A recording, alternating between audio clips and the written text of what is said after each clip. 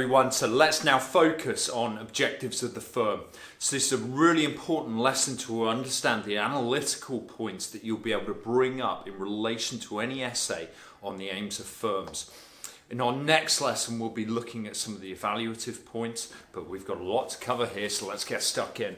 Right, okay, so firstly, when it comes to actually drawing this diagram, I often find that students find it helpful to draw it slightly flatter in terms of their approach. So not like a pure monopoly where you'd expect a more inelastic demand curve.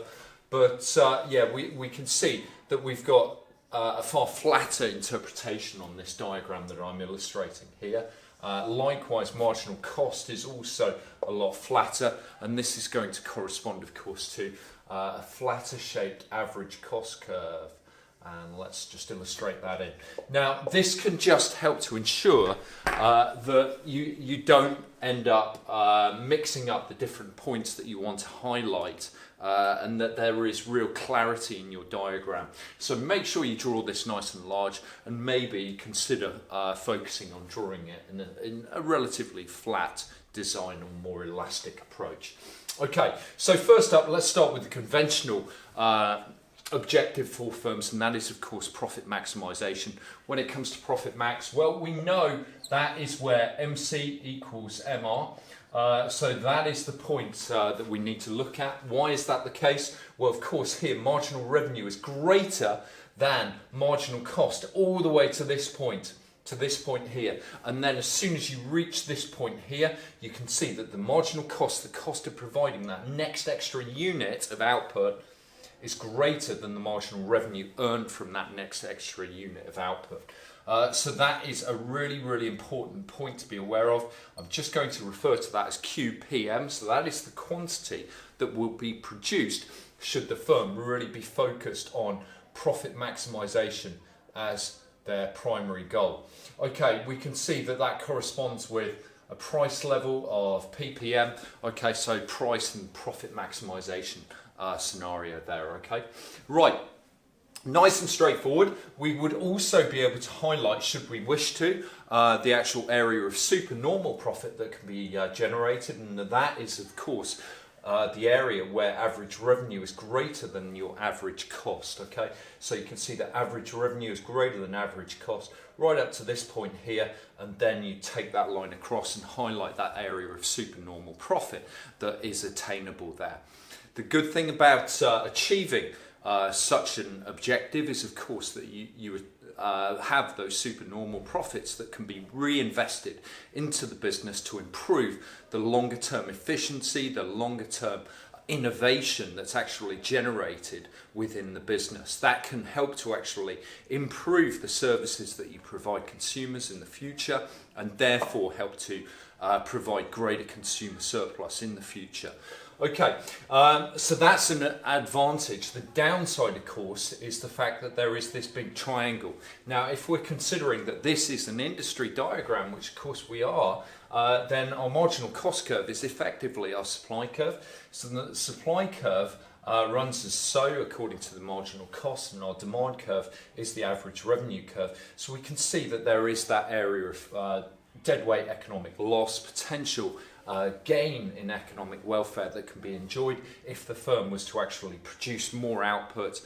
There would be greater consumer and producer surplus available. Okay, so that's the downside. Right, next up, let's move it on. So next up, we've got to focus on the fact that we're looking at revenue maximisation. So this is where marginal revenue equals zero. Okay, so marginal revenue equals zero here. And we see that point there. Just to understand why this is the case, remember this is our zero mark, okay, our origin here. Anything below this diagram, below this line, is of course going to be negative.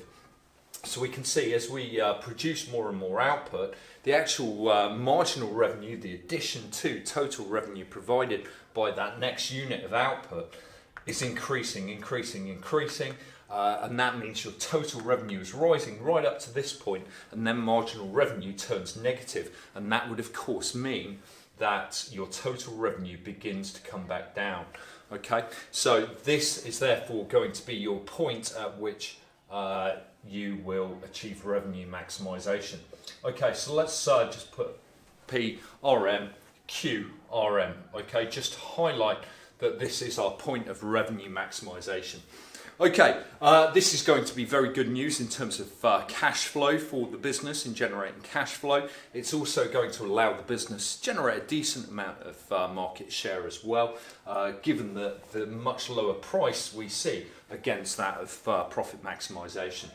Okay, right, we can also then consider sales maximisation. Now, sales maximisation can continue right up to the point where average cost equals average revenue. At this point, you can see we then achieve the highest level of sales without making any loss. So you are still achieving normal profit at such an output level. Okay, so normal profit is actually attained here, and there is no loss as a consequence. So this would enable a firm to really aggressively pursue gains in market share, to really increase the volume of sales that they're actually enjoying, and that may help in the longer term services that they actually provide. Perhaps a nice example to consider in relation to that could be the strategy that is used when it comes to games consoles, and the fact that they want the games console to be sold at a relatively cheap price, but they will then use profit maximisation strategy on all the games and the actual peripheral products that go alongside that games console. Another example, Amazon Alexa and the actual kind of speaker, and that enables you to buy other Amazon services like the music, like the audio books, etc. Okay, right, so sales maximisation, we can see that occurs where AC equals AR, so average cost equals average revenue right there.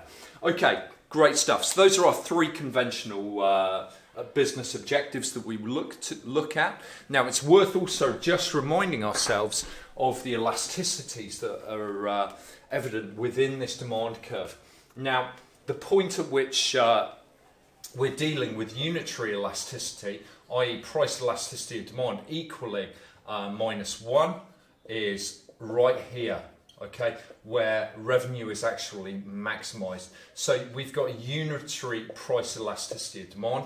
Here we would see highly price sensitive, elastic price elasticity of demand, okay, and down here we would see inelastic price elasticity of demand, okay.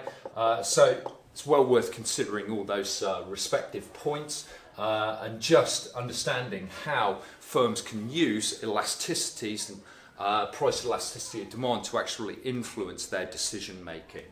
Okay, so very interesting stuff, nice stuff to understand.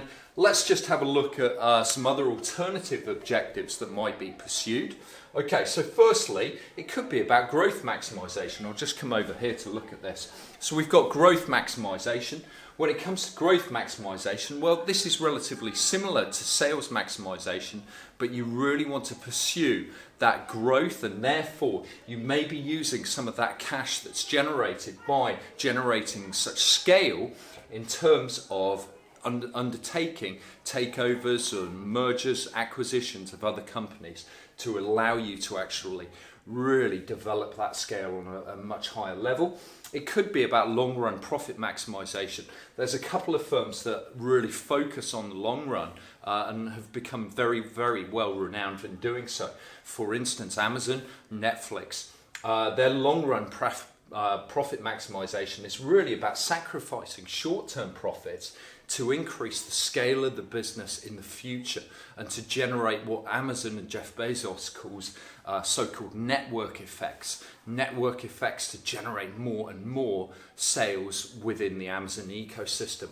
Just consider within that the Kindle books that are provided on Kindle tablets and other peripheral services that are then offered. Okay, now it's also worth considering behavioural theories of the firm. And when it comes to behavioural theories of the firm, this is where stakeholder objectives are actually reflected in the overall firm's objectives. If you look at the Apple website, you'll be able to find information about how responsible they are to their suppliers, as well as how they are responsible to the environment as well. Okay, so there's another interesting argument that's presented there. Amazon have just released a Smile Amazon, where they donate 0.5% of all sales income to a charity that is designated by the customer that's actually using their site. And then finally, we've got managerial theories of the firm. Okay, so managerial theories of the firm, where shareholders and managers have very, very different perspectives. Okay, so they have very different perspectives and they have very different aims and objectives for what the firm should be achieving. Okay, shareholders are likely to be focused on profit maximisation. Managers, well, they might be more focused on a concept known as profit satisficing. So profit satisficing really is about making sufficient profit to keep shareholders happy and to maintain the confidence that shareholders have in the managers that they've employed within their firm. Okay, now this situation of profit satisficing really arises due to what's known as the principal agent problem. And the principal agent problem is a situation of asymmetric information. Asymmetric information meaning that one party has more information available to it than the other. And that means that the agent, the employees or the managers in this case, know more about the firm than the principal, the shareholders or the actual owners of the firm. They know more about the actual day-to-day operations and what actual objective is truly pursued. However, when it comes to the managers, they may be interested in other areas such as fringe benefits like company cars or health insurance policies that can be offered, rather than profit maximisation as the pure pursuit of the company overall. Okay, so what does this mean all in all? Well, it's likely to actually mean that there may be an influence on profit satisficing which could take place at this sort of area. It could theoretically be all the way down to where average revenue equals average cost, but it's likely to be where average revenue is greater than average cost and a satisfactory level of profit is actually attained. It could be, as I said, where AC equals AR, and that is because investors may actually be happy with a firm that commands a large stake in an overall market and has a high market share. It really does just depend, but this provides you with an excellent analysis point. And if you wanted to evaluate that, then you'd then be able to say, well, one way to actually overcome the principal agent problem is to offer performance-related pay or bonuses which coincide with the level of profit that's attained by the business. Okay guys, I hope that's been useful. Join me on our next episode and we'll focus on some of the evaluative points that you can get across in this. This is a lovely concept, I love it. Thanks guys.